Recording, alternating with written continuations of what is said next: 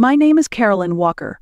I'm 62 years old, a retired schoolteacher, and a widow for the last 7 years. I live alone now in a modest house filled with memories, most of them shaped by the love I poured into raising my only son, David. A few months ago, I gifted David and his wife Melanie a fully paid home, no mortgage, no debt. I used my life savings, told myself it was a gift of love, a foundation for their growing family. I chose the paint colors, assembled furniture in my garage, even sewed curtains by hand. It wasn't just a house, it was a piece of me.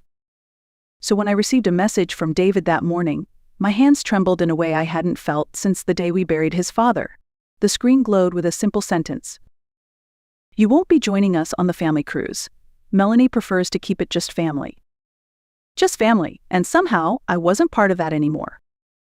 I sat in my kitchen, surrounded by the scent of the coffee I hadn't yet touched, reading the words again. My fingers were stiff, cold. I typed a single word back. Okay. That word carried everything: the hurt, the shock, the realization. I pressed send, but inside, a voice was screaming. "So I was good enough to buy your house, but not good enough to sit at your dinner table? Not good enough to ride your cruise ship?" My heart pounded like a drum, but my face stayed still, calm, detached. And in that moment, something inside me cracked.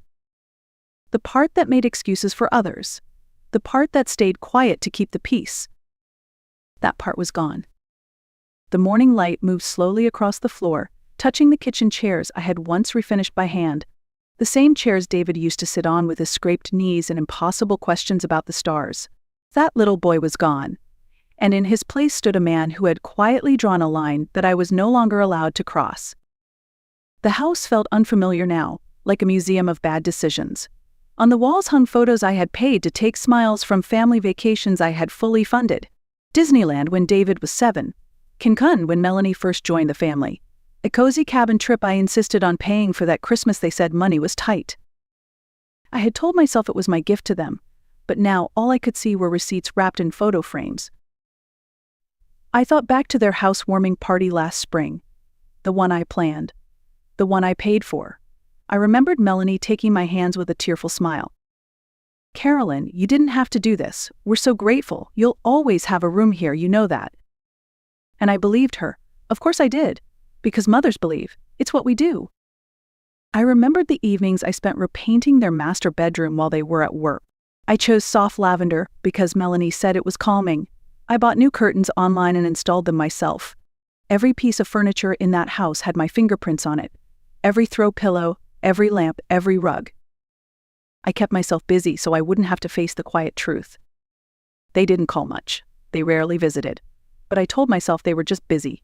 That's what young couples do. They work hard, they settle in, they figure it out.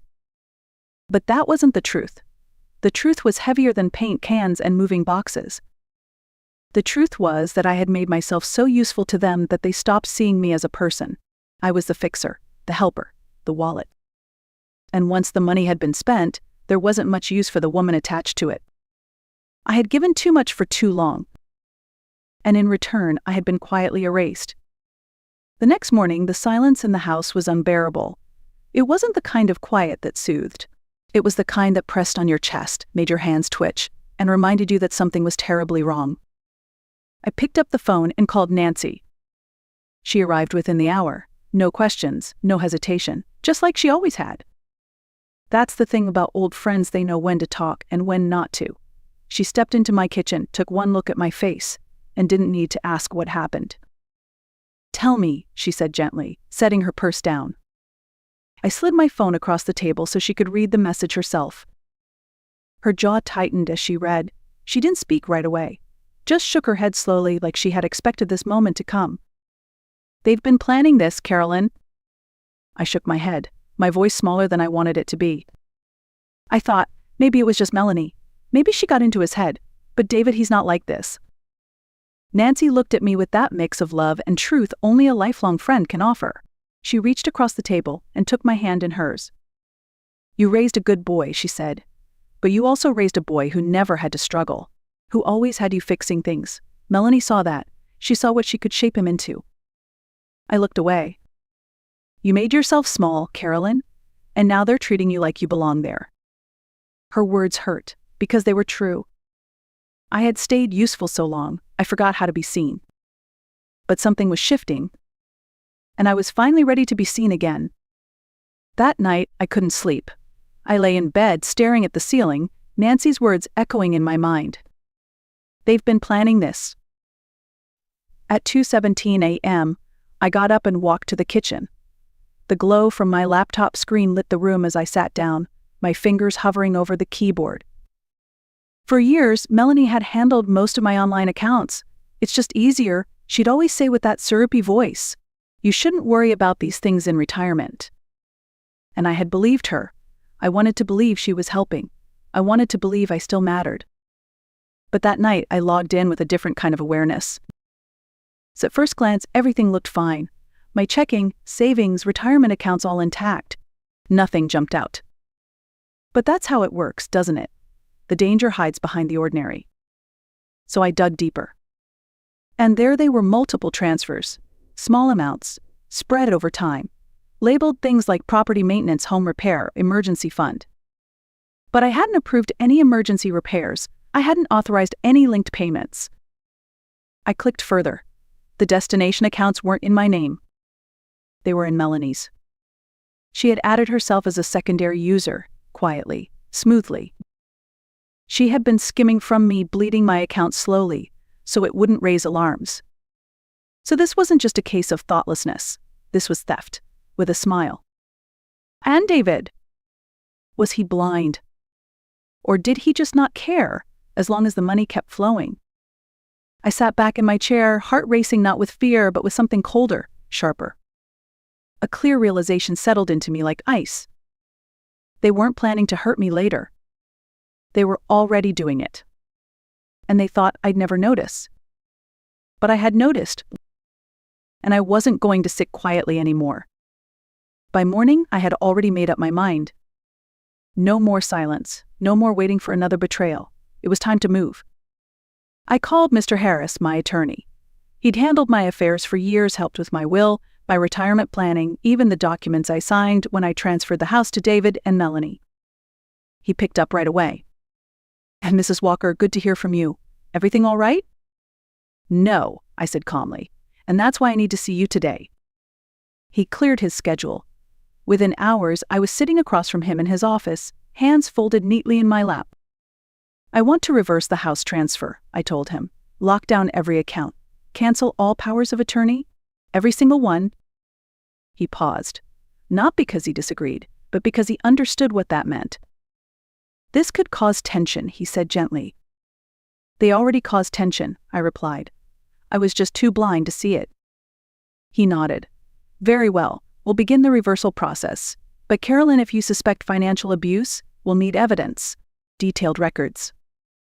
I have some, I said, and slid a printed spreadsheet across the table. And I want more. He raised an eyebrow. Are you open to hiring a private investigator? I didn't hesitate. Hire whoever you trust.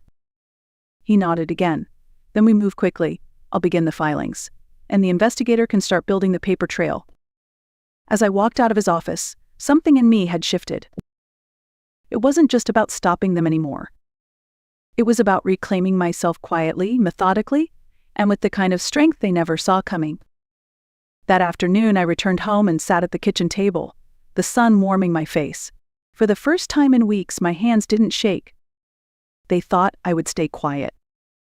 They thought I was still the woman who signed anything placed in front of her with a polite smile. But that woman was gone. And the one who replaced her had no intention of being erased. The next morning, I found an envelope slipped under my front door. White, plain, familiar. Melanie always used those when she sent over paperwork she'd helped organize for me. On top was a yellow sticky note in her looping handwriting. Just sign whenever you're ready, Mom. It'll make everything easier while we're away. I hadn't heard the front door open, which meant they had probably sent someone else perhaps before leaving for their cruise.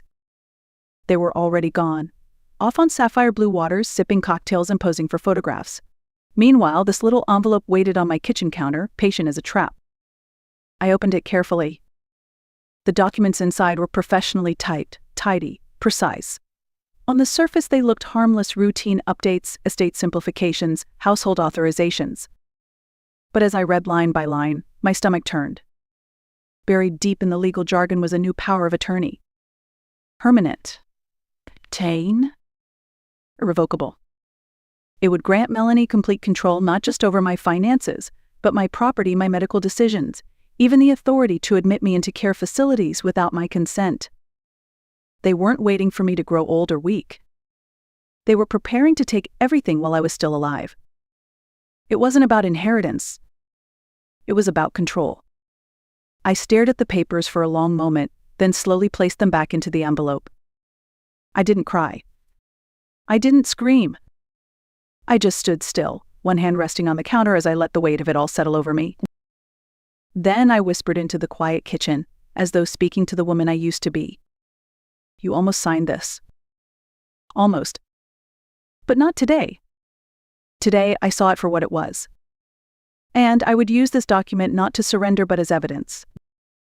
Because they thought they were 2 steps ahead. But I had just caught up. And I was already turning the tide.